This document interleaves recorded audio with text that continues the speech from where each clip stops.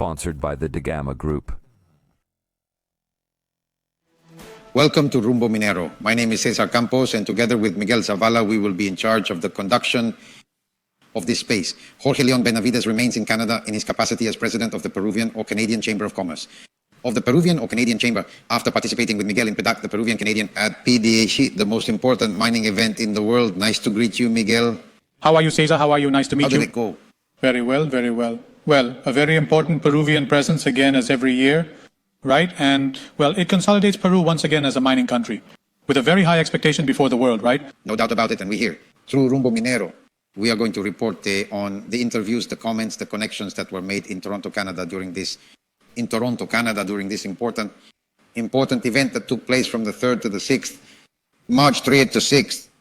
Today, Miguel, we have as our guest the former president of Petroperú and renowned energy and hydrocarbon consultant, ENG, César Gutiérrez Peña, after we have already passed a week of general announcements, the change of the board of directors, and the first measures that have been taken in this regard. That's right, Cesar. And we also have the presence of Iván Arenas, political analyst and specialist in communication and mining, with whom we are going to discuss the subject, a subject that has been much talked about in recent weeks, whether it is feasible to move forward with the Tia Maria and Conga projects. In any case, very well. Let's immediately give Gabriela Chicoma a pass on the main mining news of the week.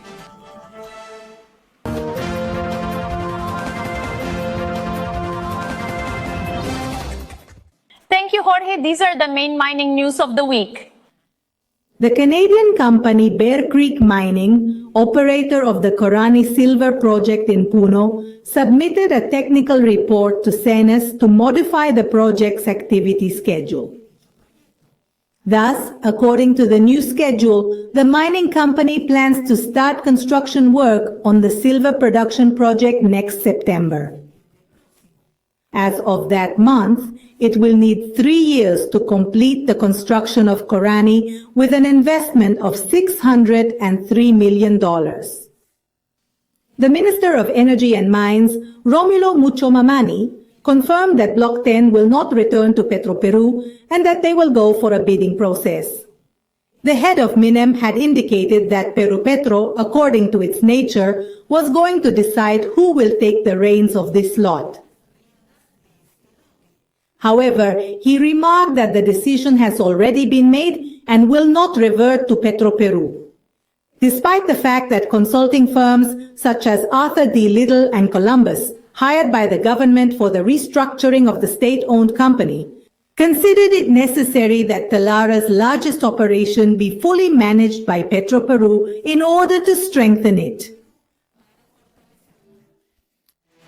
Many thanks to Gabriela Chicoma for the main mining news of the week, as we had announced. We met with engineer César Gutiérrez Peña, a renowned consultant in energy and hydrocarbons matters who presided over the state-owned company. Petroperú, a state-owned company. Engineer Gutierrez, always a pleasure to have you. Thank you, Cesar, for the invitation. Speaking of his experience as president of Petroperú, and just to start with a joke on the subject, how much did Petroperú's fuel distribution coverage reach? Between 50 and 152%. Today stands at 21%. 52%. A permanent fight with the only competitor that I saw at that time from the refinery to the Pampilla. Today things have changed. In addition to Petroperú and the Pampilla, there are 3 others. World-class. ExxonMobil, Valero, Energy Marathon. So the market was much more complicated and Petroperú was reduced to 25%. 25% because won in argument of those who have defended the situation to the hilt despite the evidence of the financial disaster it is in, which happily we will talk about the recovery process, said that the most important thing is the presence of Petroperú in the most forgotten towns and that private competition would not reach there. Private competition would not reach there.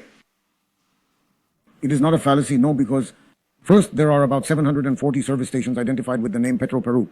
Petroperú, a single service station identified with the name Petroperú. In Quito, expropriated to the drug trafficker, Tierro, all the rest are stations. Are stations identified with Petroperú. Petroperú is not the owner, and just as Petroperú sells them a remote area, anyone can sell it. And if in the end you want a preferential price, then I would prefer that you give them a subsidy, which costs a minuscule amount of money, the amounts of money they are asking for. Well, it's been a week since the board has been reset. The board has been readjusted. A new shareholders meeting, which now, where the Ministry of Economy and Finance has more weight, has determined the appointment of certain personalities, especially in the financial area. Another complaint that some spokespersons, let's say bureaucrats of Petroperú, saying that there is a lack of an oilman, but the essential issue is financial. How have you seen the proposal to guarantee some loans and credits to be granted by the state to Petroperú? I have always said that when you put in oil tankers, thousands of barrels come out. But when you take financials, millions of dollars come out, which is the case. We are talking about $8 billion of debt, which is what we have to deal with. That is why I completely agree that the director is mainly made up of people who come from the world of finance. To begin with, Cesar, Minister Jose Arista, the Minister of Economy and Finance, has said that a privatization could be seen, has stated that there could be a partial privatization Petroperú, but that this would not be immediate. Considering that the numbers of this company would still be in the red and that perhaps a partial privatization of Petroperú could be projected, and that perhaps this could be projected for the Dempeoro, for the Dempeoro, for the Dempeoro, for the Dempeoro, for the Dempeoro, for the Dempeoro, for the Dempeoro, for the Dempeoro, for the Dempeoro. Is it possible to partially privatize Petroperú, or do you think this should already happen directly to the private sector? Look, the figures have been Claras, the consulting firm hired by Petroperú for its financial sustainability report. What did it say? If we look at the 1,032 years, which is the horizon in which $1 billion of bonds are sold, he says, let's make two assumptions. I tell him, your Petroperú assumptions, which are optimistic, I make the income flow according to you and subtract the debt. How much does it come out to? Minus $537 million.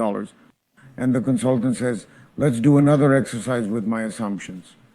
With my assumptions, it is not negative 537, it is negative 2,000, negative 2,100. Under those conditions, what are you going to have to pay to stay in the company? I think you have to clean up accounts, and based on that, think about it.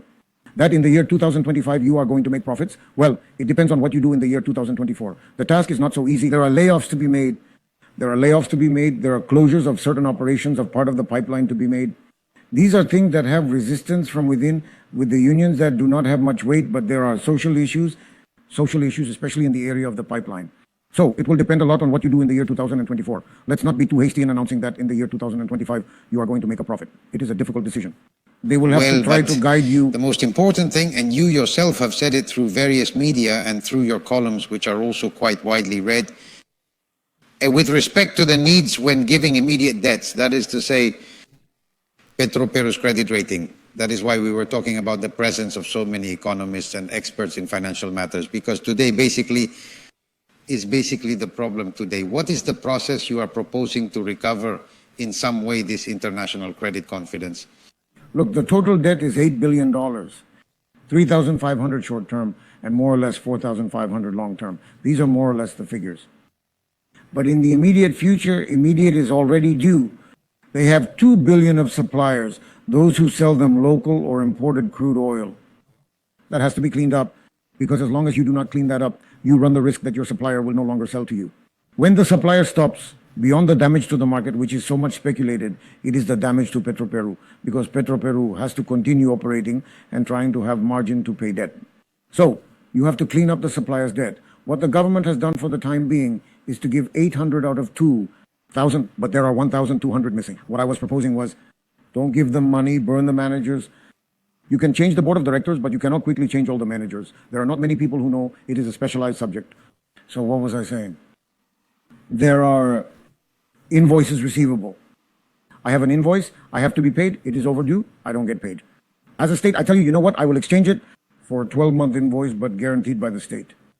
I have given you the collateral, the invoice receivable. With that, you can go to the commercial bank and sell the invoice, and you have liquidity. That could be with the remaining 1,200, and you can clean up the suppliers, and you can think more calmly about what to do in the long term, plan the actions that you can do, and that you can have a better future in 2025. Well, some were placed outside behind the... That is more complicated. You are talking about $3 billion of bonds in New York and $3 billion of a syndicated loan in Spain, guaranteed by the Spanish government as an export credit agency. Bono may be a buyback, but that needs to be thought about. I would say sanitize at this point your short-term debts and then look at the long-term. We wanted to get your opinion on the future of the Talara refinery. One of the so many lies from Petroperú was that it was already operating at 100%, when this has not been the case. What should be the future of this refinery? And I also wanted to ask you about the issue of the role that has had Petroperú throughout this management of the assignment of the good lots, with Isabel Tafour at the head, not that it is at the head, not that it can be seen that she is pro. Petroperú, what should also be the future of Peru's President Petro? And lot 10, let's add, so that we can round out the idea. It's very fast. Look, in the case of the refinery, when it's full capacity, you have to be careful. I distinguish two concepts. To be prepared to operate without restrictions, that is to say that all the units that are there, refinery units, auxiliary services units, etc., do not have any limitation to operate without restrictions. And another thing is that the refinery processes 95,000 barrels of crude oil per day. When I reviewed the documents that Petroperú submitted to the Congress of the Council of Ministers, it foresees not to work at 95,000 part version, 78,000 barrels per day. In other words, it plans to work at 82% of capacity. Why is this happening? Because they needed about 34,000 barrels per day of light crude oil from Talara, which is no longer available.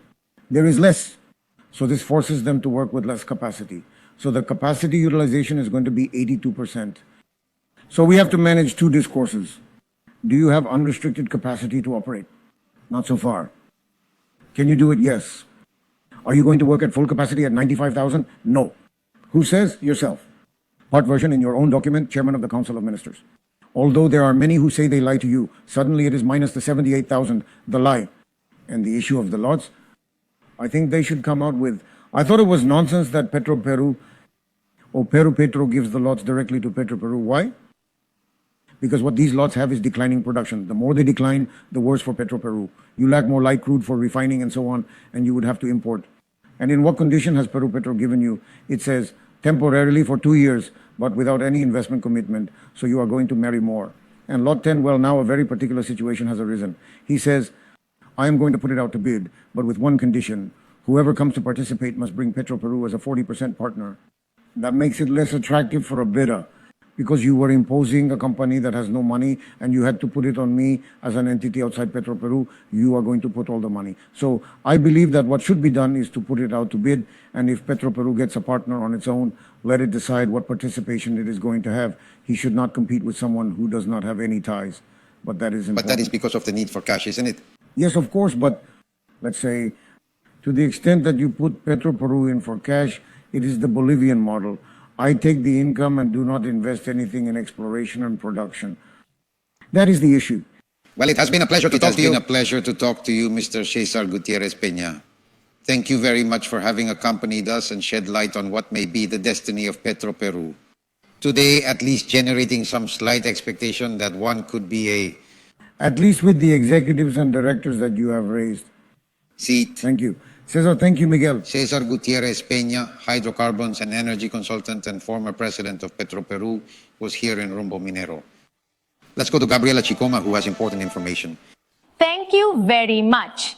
Expomina Peru, the largest and most important mining meeting in Peru with 16 years of trajectory. Do business with the mining sector of Peru and America.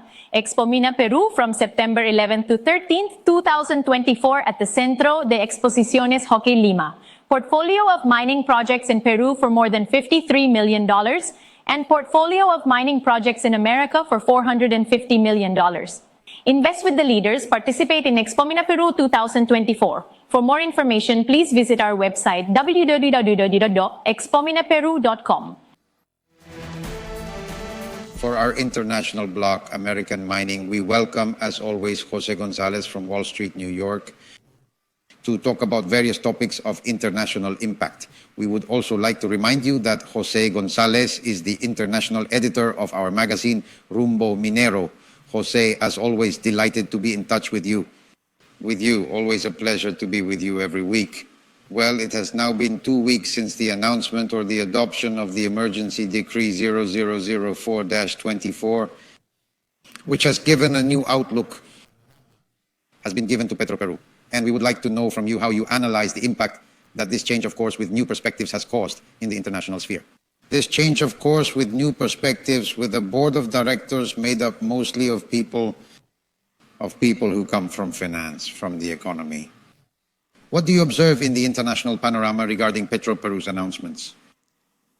The reception of the international debt markets to the publication of the César Decree has been positive to the extent that they were expecting a constructive decision from the executive.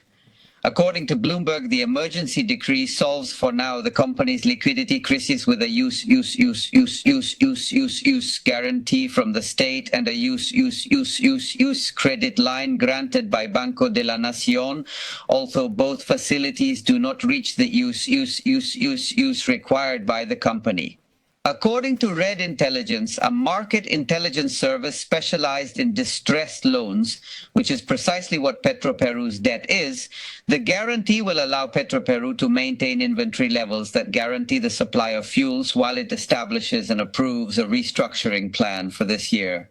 He stresses that it is necessary to see the restructuring plan in order to understand what the company's financial horizons are. Petroperú's emergency, as mentioned in the program, was highlighted internationally a few weeks ago by Fitch's downgrade of the company's debt rating from BB+ to B+, with a negative outlook.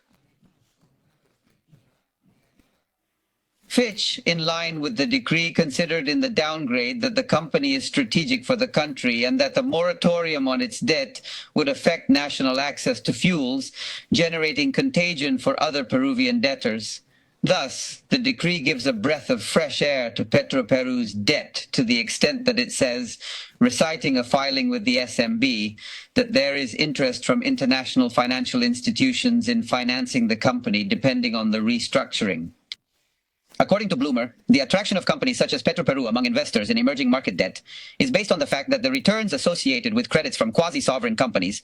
Petroperú is a quasi-sovereign company. It is not sovereign because it is not the Republic of Peru. With financial problems and insolvent countries such as Peru, the case of the Peruvian oil company Petroperú is a quasi-sovereign company. It is not sovereign because it is not the Republic of Peru. With financial problems and insolvent countries such as Peru, sovereign credit is attractive vis-a-vis, assuming on the one hand that bankruptcy is not a viable scenario for public companies with strategic value, and on the other hand, that the bonds of a quasi-sovereign company such as Petroperú are more attractive than those paid by the sovereign. The case of the Peruvian oil company, on the other hand, is manageable if we compare it, and irrestructurable if we compare it with Pemex, for example, Cesar. Pemex has to pay obligations this year for $11 billion and has debts for $106 billion. Petroperú's debts are $5,700 million. And Pemex is the most indebted oil company on the planet. However, its bonds are in demand in the international markets. Jose, on the other hand, among hedge funds on Wall Street, a trade is becoming popular which holds that the shares of companies dedicated to copper production are in demand in the international markets. Production companies are undervalued, generating that such funds are making strategic investments in them. In order to realize gains later this year.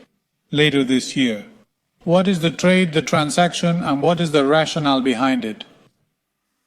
That is correct. Correct, Miguel. According to Bloomberg, there are at least 3 venture funds, the so-called hedge funds, that are investing in copper-producing companies to the extent that they interpret that copper investors would have run out at the end of last year, turning an apparent oversupply into a deficit that will materialize this year.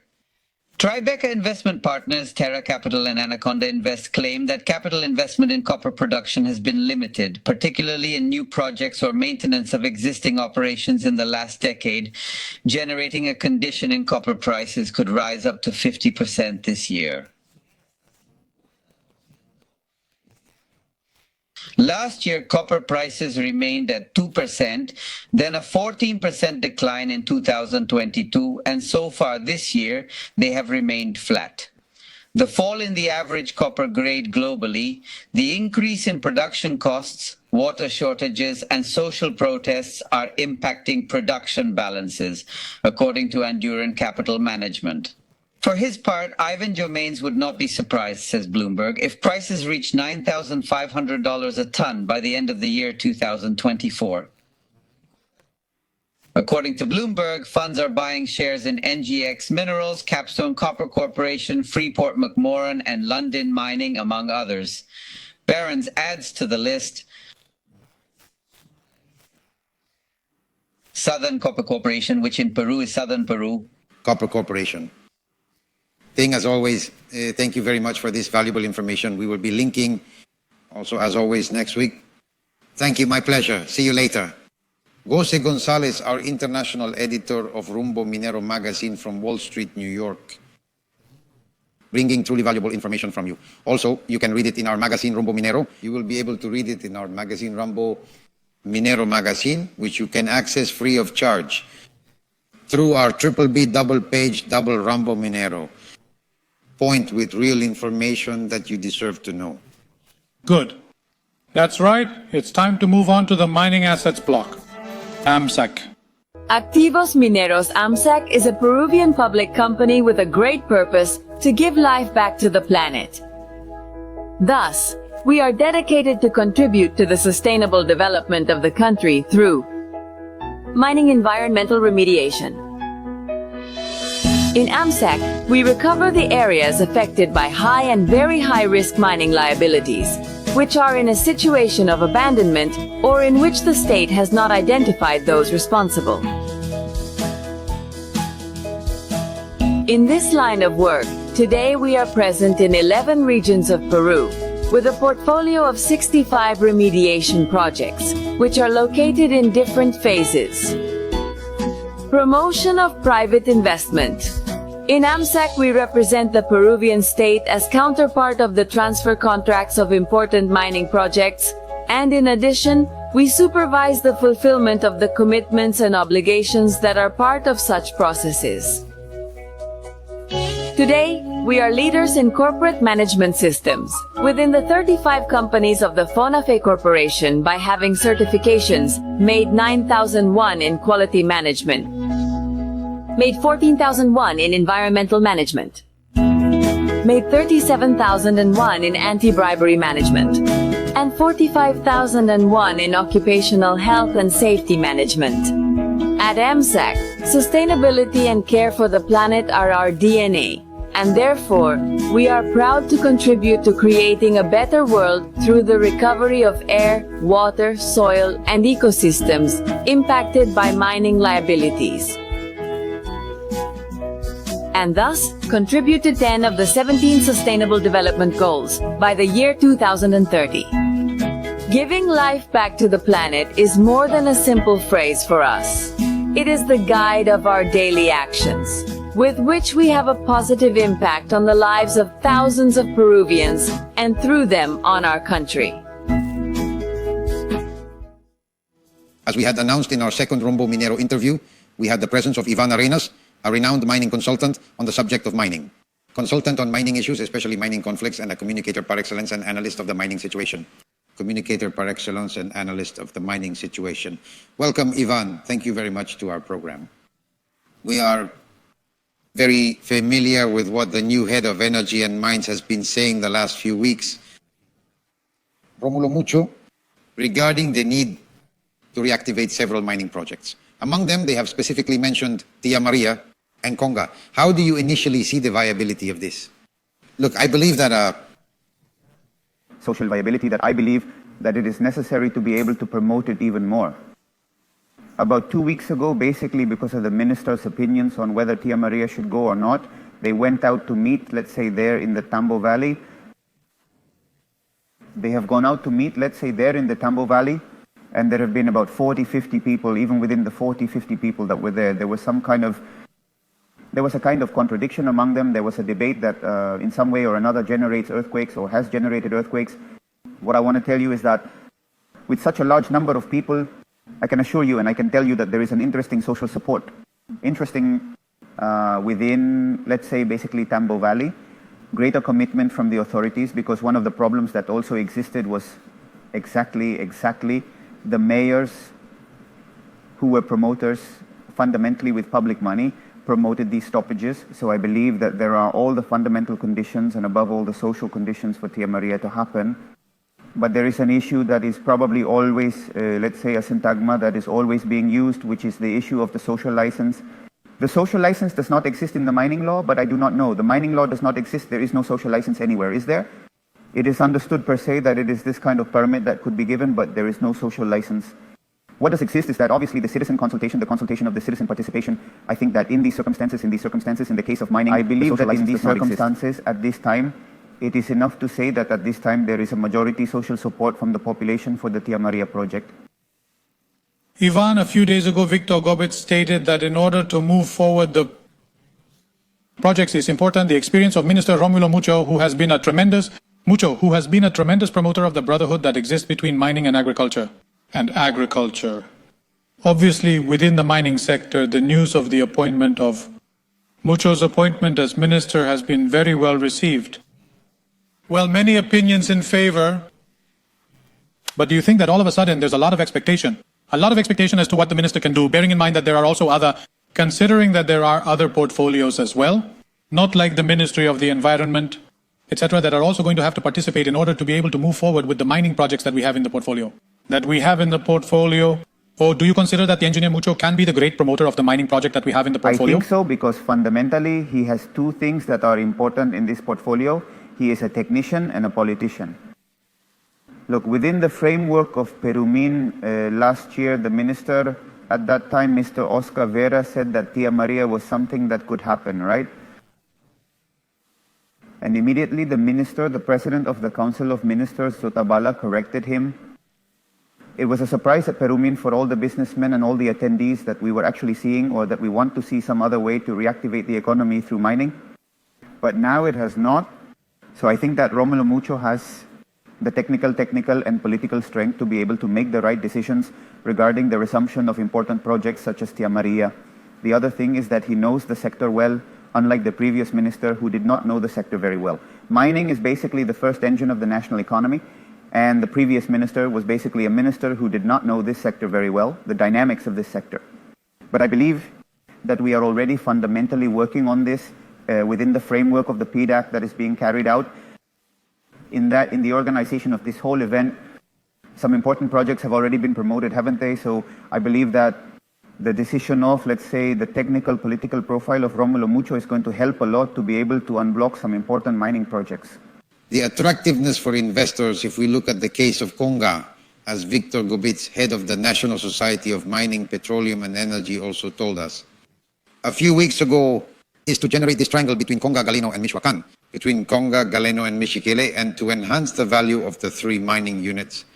And above all, to guarantee a reduction of the environmental impact, which was the whole burden that was placed on Conga at the time, and which the government of Ollanta Humala let it sail without any criterion of effort to get it out. You share that point of view here. The value is that we can put together to make that triangle, Galeno, Michiquile, and Conga. Yes, of course. Of course, the northern belt is fundamental, but I believe that there is an issue that we must start working on now, which is, let's say, the advance of illegal and informal mining in the area. In other words, around Sorochuco, for example, you can already see mining or informal miners or illegal miners, and this is widely reported by the authorities there. But in addition to that, there is a kind of alliance with some ronderos, not necessarily all, but I think there should be. In other words, if we do not give importance to these three mining projects, especially Conga, Michiquile, and Galeno, if we do not give importance to them, we will end up with illegal mining on the side, since in Sorochuco there is already some illegal mining work. So what do we do about it, right? It is important to give coverage and importance to these issues at that precise moment. Mining, especially because the engineer Romulo has mentioned that Cajamarca now needs of Conga, as the figure has changed compared to previous years. Projects. Yes, of course, Cajamarca needs Conga fundamentally, because Conga is not only because of the level of investment that it would put Peru, let's say, in an auspicious world production with respect to other countries, right? Peru needs to strengthen its mining industry, and with Conga, Galeno, Michiquile, and fundamentally with these three projects, it would at least give us the possibility for Peru to continue as the second largest copper producer in the world.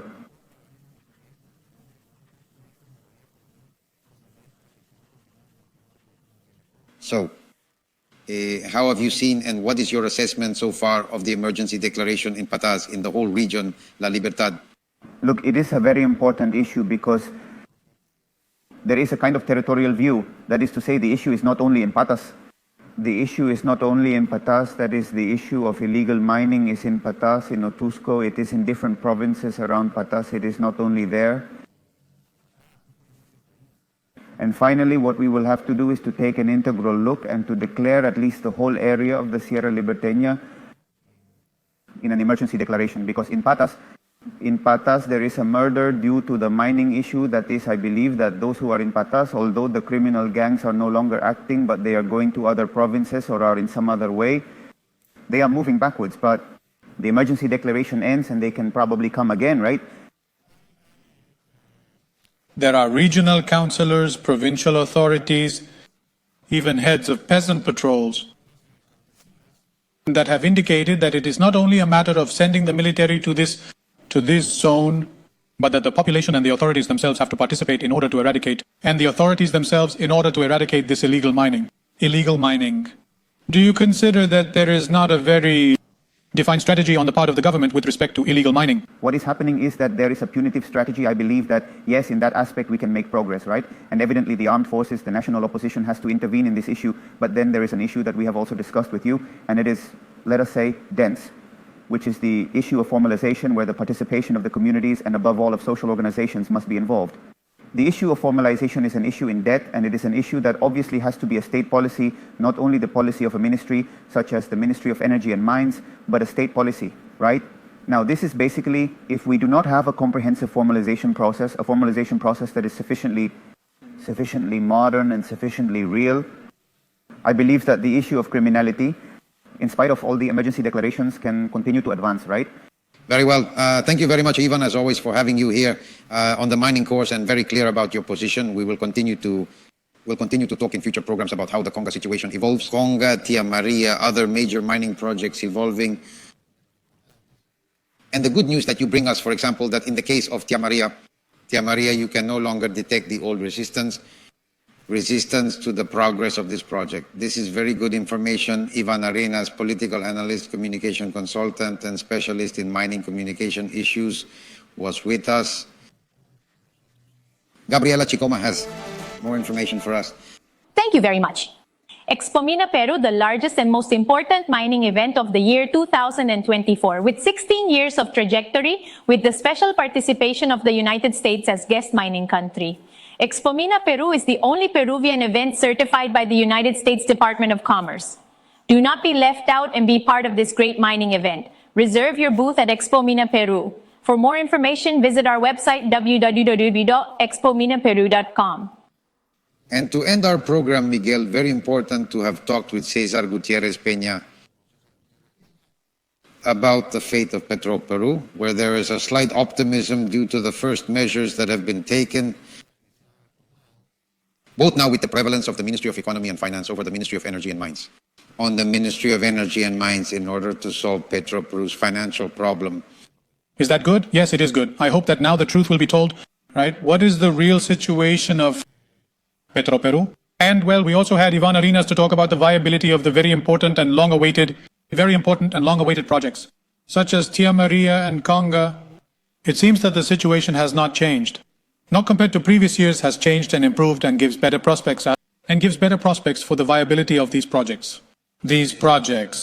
There is also optimism about the management of the new head of Energy and Mines, Engineer Romulo Mucho Mamani. Romulo Mucho Mamani, let us hope that the objectives are met, and of course we will be attentive to all of this. I am Cesar Campos, together with Miguel Zavala. We have been in charge of the conduction of the mining course. You do not leave because Peru is already built.